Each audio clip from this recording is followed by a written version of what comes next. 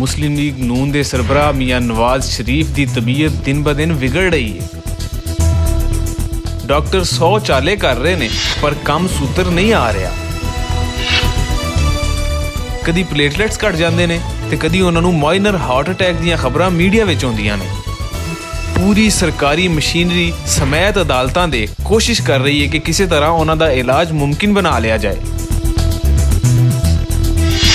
एक पासे तो नवाज शरीफ होरां उत्ते चंगे तो चंगे डॉक्टर की छां है ते दूजे बन्ने वो गरीब नमाणे ਜਿਹੜੇ सरकारी हस्पतालों अंदर कई दिनों तो रोल रहे हैं पर उन्हों का दवा दारू करने वाला कोई नहीं।